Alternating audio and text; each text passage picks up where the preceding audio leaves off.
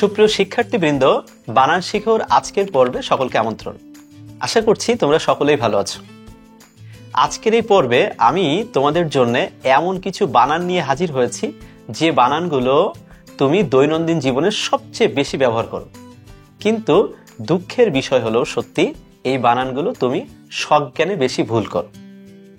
তো যাতে এই বানানগুলো নিয়ে আর কোনো প্রকার বিভ্রান্তি না থাকে, কোনো প্রকার জটিলতা না থাকে, চলো এই বানানগুলো আমরা একটু শিখে আসি, জেনে আসি। দেখো, আমরা বলি তিনি ইতিমধ্যে আমাদের মাঝে এসে উপস্থিত হয়েছেন। কথাটা বলি ঠিক আছে, কিন্তু এটার মধ্যে আমরা কিন্তু একটা ভুল শব্দ বলি বা ভুল বানানটা লিখি। ইতিমধ্যে বলে বাস্তবে কোনো শব্দ নেই, শব্দটা হচ্ছে ইতোমধ্যে।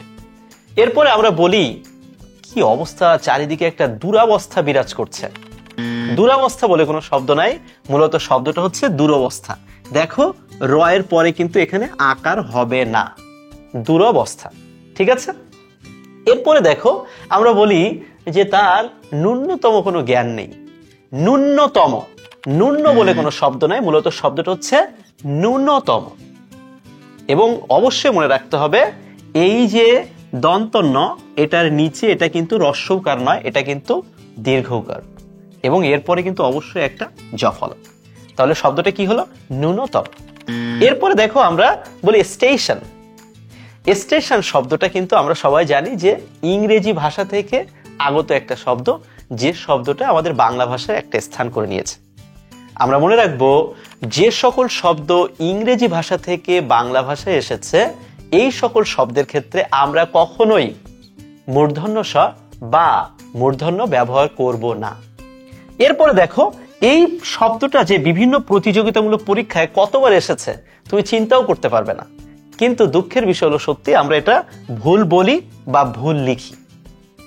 দারিদ্রতা বলে কোনো শব্দ নাই, শব্দটা হবে দরিদ্রতা অথবা দারিদ্র। খুবই গুরুত্বপূর্ণ একটা শব্দ। এরপরে দেখো, এই পাশে আমি বেশ কিছু শব্দ তোমাদের জন্য লিখেছি, প্রত্যেকটা শব্দই গুরুত্বপূর্ণ, কিন্তু আমরা ভুল বানান লিখি। যেমন আমরা বলি তিনি হীনমন্যতায় ভুগছেন। হীনমন্যতা বানানটায় আমাদের অবশ্যই মনে রাখতে হবে এই যে ম এর নিচে কিন্তু আরেকটা ম রয়েছে, অর্থাৎ ময় ময়, অর্থাৎ হীনমন্যতা। এরপরে আর্দ্র জলবায়ু, আমরা বলছি আর্দ্র, কিন্তু বাস্তবে উচ্চারণটাও ভুল করি বিধায় আমরা কিন্তু ভুল বানানটাই লিখি। বলতে হবে আর্দ্র, আর আর্দ্রের উপরে অবশ্যই দয় রফলা, এর উপরে অবশ্যই একটা রেফ হবে। তারপরে আমরা বলি দীর্ঘসূত্রিতা, পুরোটাই ভুল। দীর্ঘসূত্রিতা বলে কোনো শব্দ নেই, মূলত শব্দটা হচ্ছে দীর্ঘসূত্রতা, এবং একসাথে হবে কিন্তু দীর্ঘসূত্রতা। এরপরে এই যে শব্দটা তোমরা দেখতে পাচ্ছ, এটাও বিভিন্ন প্রতিযোগিতামূলক পরীক্ষায় শত শতবার এসেছে। আমরা বলি মুমূর্ষ, সম্পূর্ণ ভুল বলি, আসলে শব্দটা হচ্ছে মুমূর্ষু। এবং মনে রাখতে হবে এই যে মুমূর্ষু, প্রথম ময়ের নিচে হ্রস্বকার, পরবর্তী ময়ের নিচে দীর্ঘকার, এবং পরবর্তী মূর্ধন্য ষের নিচে কিন্তু হ্রস্বকার। আশা করছি বুঝতে পারছো। এরপরে আমরা বলি শিরচ্ছেদ। শিরচ্ছেদ এই শব্দটা যে আমরা বলি পুরোটাই ভুল বলি, মূল শব্দটা হচ্ছে শিরশ্ছেদ। তো যেহেতু শিরশ্ছেদ, আমরা মনে রাখবো এর পরে হবে হচ্ছে তালব্য ছয় একার দ, অর্থাৎ শিরশ্ছেদ, নট শিরচ্ছেদ। আমরা কখনোই বলবো না শিরচ্ছেদ, আমরা বলবো শিরশ্ছেদ।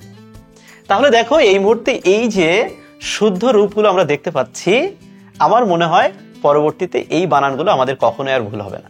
তাহলে চলো আমরা এরকম আরো কিছু গুরুত্বপূর্ণ বানান একটু দেখে আসি।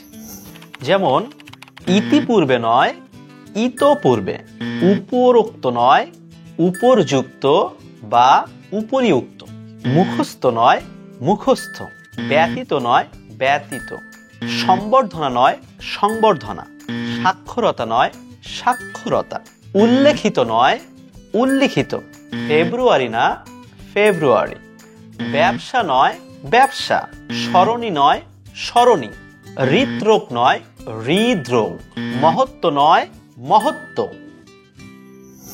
সুপ্রিয় শিক্ষার্থীবৃন্দ, তাহলে আজকের এই পর্বের মাধ্যমে আমরা যে বানানগুলোর শুদ্ধ রূপ দেখলাম, ভবিষ্যতে আশা করছি এই বানানগুলো আর আমরা ভুল করব না। তাহলে আজকে এ পর্যন্তই, সবার জন্য শুভকামনা জানিয়ে আজকের মতো এখানে বিদায় নিচ্ছি।